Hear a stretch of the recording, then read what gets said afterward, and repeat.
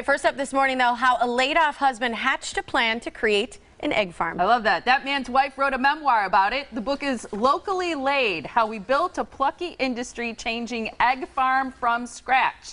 We are thrilled to welcome author Lucie Amundsen to the yellow couch. Did I say the title right? Yeah, that's right. Okay, that's so cool. I love the premise of this book. Nice to meet you this morning. Thank you. Thanks. Turns out we've got a very close mutual friend. We do. So, you know, it's going to be a good time. Yeah. Happy to have you here. This is exciting. So you decided to write a memoir based off what your husband did. Talk a little bit about why he decided he wanted to even have an egg farm. Well, we had backyard chickens, which I call gateway livestock. Like you think you're going to have these 5 chickens, and the next thing you know, you have a chicken farm.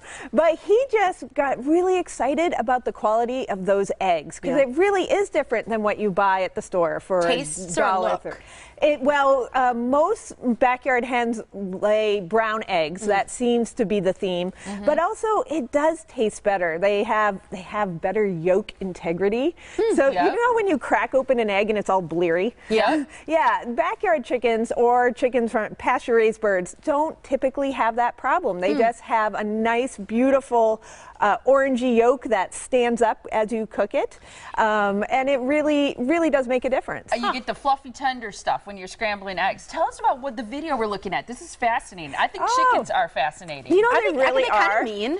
Well, it depends on the birds and how socialized they are, but our birds are actually mostly pretty sweet. How many do you have? We typically keep around 2,000. Whoa, 2,000. So you don't name them then? They're all named Lola. Short for locally, short for laid. So they're all named Lola. Locally laid, Lola. Yeah, and she's a sassy chicken. You know, she really has a lot of opinions about the environment and ag policy. So we're really running with this. Now, is there something you can do to kind of foster a chicken to lay an egg? Like, in quantity too? Do some chickens lay more eggs than others? And if so, is there a reason? Different breeds definitely have different target amounts that they'll lay. But typically a bird will lay an egg every 26 hours. No way.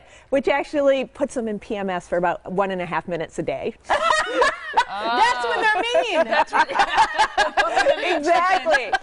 They're going to peck at you right then. So, okay, there was a problem you had, though, right? Moving from a small farm to a mid-sized farm, you found that some of the chickens were almost afraid of a big pasture. Is that true? Right. Actually, because we're in something called middle agriculture, which is like the worst name ever. Because, you know, I like to say like a middle ag and middle age, and neither feel particularly sexy, you know? Right. But here I am. That's where you want to be if you're a chicken farmer. Sexy. Super sexy. Right? Hey, you kind of product to sell. Yeah. So we couldn't find birds raised by a farmer like us. We had to buy a commercial flock, and these birds we got, they just did not know how to be chickens. We put them outside. They were terrified of the outdoors.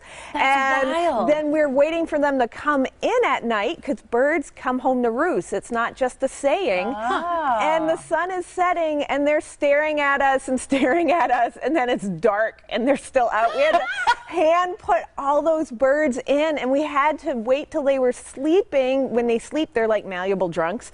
And then we had to hand place them on roosts, one by one for 2 to 3 weeks. And I mean my husband Jason. Yeah, exactly. Right, yeah. So then did they eventually learn, or was it until they had offspring that they learned what to do? No, they did eventually learn. We had to rewire their little chicken brains. Huh. They're all trainable. Even the male chickens? The roosters?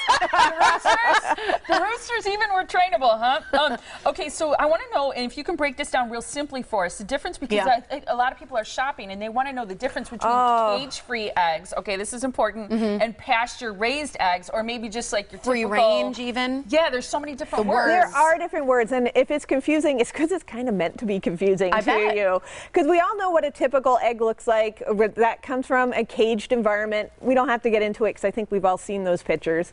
But cage-free gives this idea that they're probably outside with like wind in their wings. And actually, they're just roaming around their warehouse. So better than a caged egg for sure, but they're not outside. So and they don't have typically natural light. So I like to say that it's like they live in a casino because they have no relationship to the outside. Playing the slot machines.